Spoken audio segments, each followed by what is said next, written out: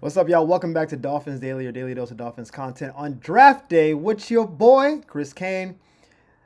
Let's talk about the Dolphins. So, the speculation is over. The Dolphins did what we thought they would do. They went after a giant area in need with their very first pick, and we got Kenneth Grant at 13. Now, as I said yesterday, I thought the Dolphins might trade back and draft Kenneth Grant because I thought he was overvalued at 13. Dolphins said, ain't no overvaluing here. We're getting him right now. So, as you know, very much a fan of this pick. I thought 13 would be early. Doesn't matter. There's no pick too early if you got the guy you wanted, right? Mason Graham did, in fact, not fall. The boy, he went exactly at 5. He was projected, just a different team. So he was the best guy on the board. There's a lot of smoke around Kenneth Grant coming to the Dolphins. They loved him. He fits the bill. Big guy, 6'3", almost 340, just a clog in the middle. He isn't the best at pass rushing, but you basically don't move him and you don't get past him, right? And he's the opposite of what our defense has been for the last couple of years. He's not soft. Big dude, physical guy.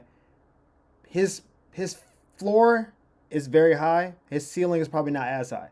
Like worst case scenario, he's a clog in the middle, just a really solid dude. Best case scenario, I think, is a guy like Vince Wilfork.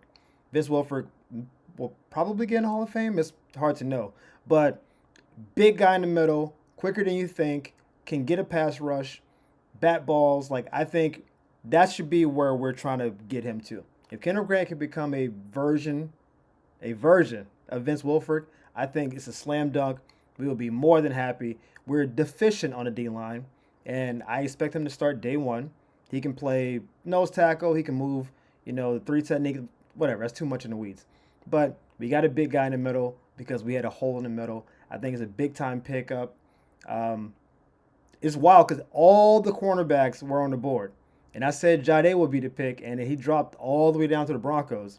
This has been a weird draft for cornerbacks where there was basically no corner outside of Travis Hunter until like pick 20, and then only one other one got picked up. So Malachi Starks is gone, so we're not getting him like in the second round. I know we're kind of hoping. When I saw this drop in safeties, I was like, oh, Malachi, but no, he's already gone. So there's still plenty of corners on the board. I do expect us to make a move in that, and I'll talk about that later on.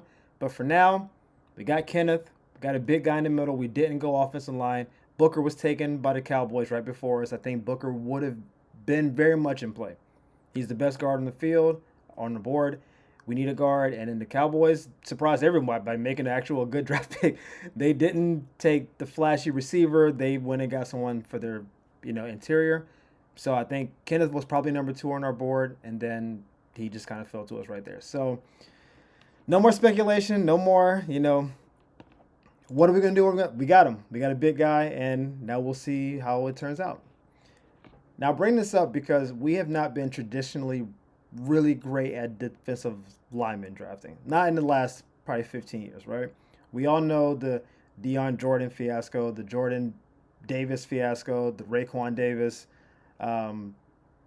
Christian Wilkins is the best we've had, but then we didn't retain Christian Wilkins. So we don't have Zach is honestly, he's our best success and really the last 10 years of a guy that was as good as we thought he could be or better, and then we retained him. Everyone else was either a complete bust or, like in Christian's case, he was good enough to be a captain and like a bubble Pro Bowler, but he wasn't good enough to be transcendent. Like you saw Christian Wilkins this past year. Did you hear about him at all this year with the Raiders? I didn't. And he got all the money. We love him in Miami. We love Christian. He's a great locker room guy, great on the field. I bleed Miami. We got it. We all love him. Got traded and then was a kind of a ghost. Not that the Raiders were a terrible team, but we all saw Max Crosby, so it's not like you can be a great player on a bad team. Christian wanted big money from us, $20+ million a year. We didn't have it. He left and basically was irrelevant. So I'm going to count that as another L because if he had gotten traded and turned into what Van Ginkel turned into, which is an all-pro, then we can say, hey, we drafted a great player. We just couldn't pay him. Christian Wilkins at this point is probably a rotational starter. He's a starter / rotational piece who might be solid for the next 5 to 6 years, right? Even at the DN's position, we didn't draft Bradley Chubb. We drafted Jalen Phillips. He's been injured. Chop Robinson has a lot of upside. We'll see. We haven't really been great at this position. And so I'm hoping that Kenneth can break the trend because It's not. It hasn't been great, and usually, it's not that the players aren't good. It's been a lot of injury stuff. Now, Kenneth does not come into this with a bunch of injury concerns, which I think is a good thing. He's rock solid. He's a durable dude. So I think he's not coming in with injury concerns. So I think it gives him a leg up. But you'd be remiss to not say, hey, we haven't really been awesome at drafting this position. I'm hoping he can break the trend. I think the difference between him is that if he's like bad at his job, he's still a giant dude in the middle, right? Could he be? I don't think his upside is like an Ed Oliver type. Who I think Ed Oliver, I think could be the best defensive tackle in the league at his highest level, right? But Ed Oliver, when he's not great, is still commanding double teams, disruptive in the middle. So that's still productive. You don't have to be Ndamukong Suh to be the best defensive tackle. If you're commanding constant double teams, if you're clogging things up, if you're getting pushback in the run game as a DT, I think you're doing a great job. Whether you're getting sacks or not, that's a cherry on top. That's the Aaron Donald effect where you're getting double team, you're pushing people back, and you're getting sacks, and you're getting TFLs. That's like that level. Even if you're just like, hey, I'm a big guy in the middle, you can't move me, I'm going to force you to run zones and run outside and double team block me. If we can get that level from Kenneth, I think we'll be more than happy. I believe he can develop a little bit more pass rush. He has good hands. He has good feet. I don't think it was asked of him as much at Michigan, so maybe he didn't develop it. I think we're going to try to develop that for him here. So I'm very happy with this pick because I don't see it going badly. Everyone else we drafted on this list was basically like, if they put it all together, they could be really, really, really good. But if they don't put it together, they're just going to be an athletic defensive tackle who kind of doesn't do anything. That's not the grade on this guy. Kenneth Grant is a big dude. He's going to stay a big dude. He's going to clog stuff up. He's going to be great against the run. I don't see any scenario where that doesn't happen.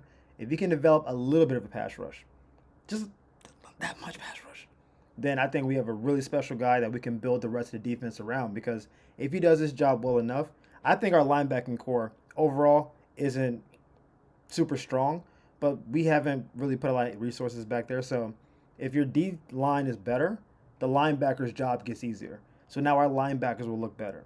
And I think it just kind of brings the whole defense together when your defensive front is really doing their job. So I'm looking forward to it. I think he has a lot of upside.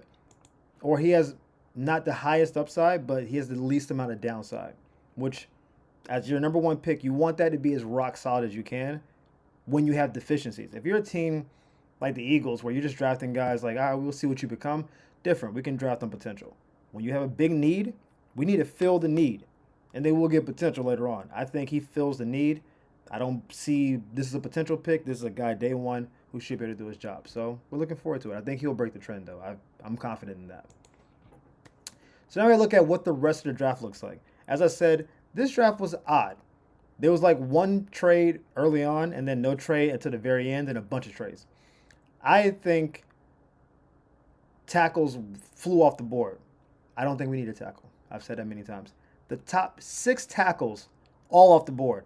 I haven't seen a run on tackles like that in a long time. But only the top guard, Booker, left. Guards 2 through 7, all still available. We know what our second biggest need is, guard.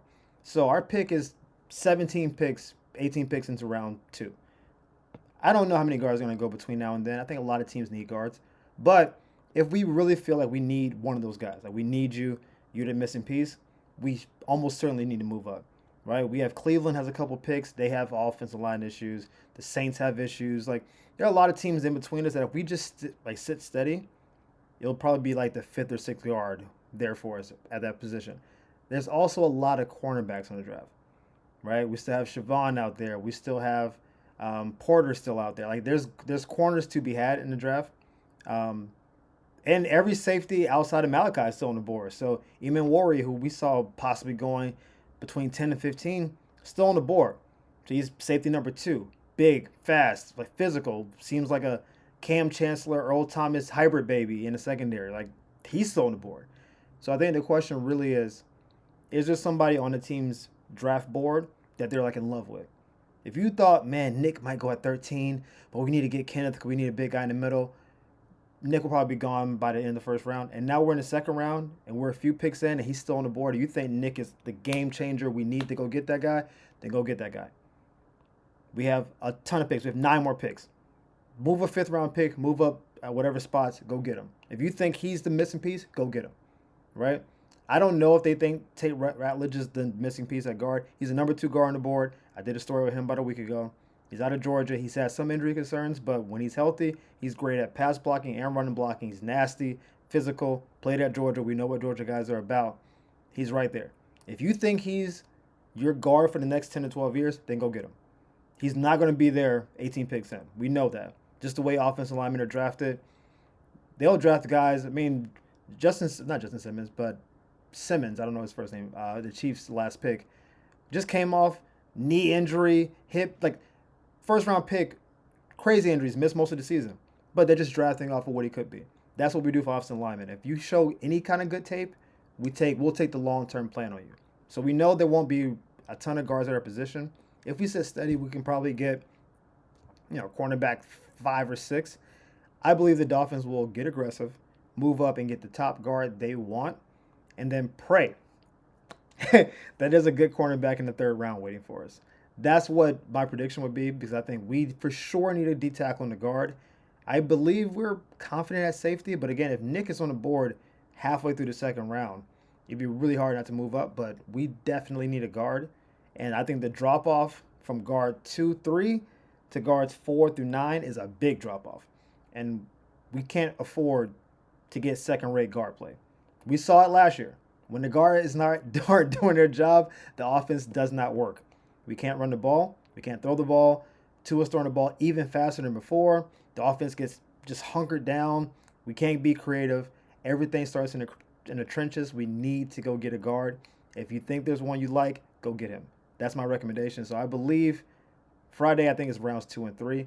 My prediction is we get a guard and a cornerback in those 2 picks, barring Nick falling all the way down and we draft a safety. But my prediction is corner, offensive guard. I would do offensive guard first, hopefully. But we will see. I'm super excited about this. We got draft time now. No more, and we're still speculating right now, but we're actually getting answers to our questions. I'm really excited about this. So really stay locked and loaded with us during this next few days, because that's what we're here for at Dolphins Daily. We appreciate your love and support. We'll see you guys next time.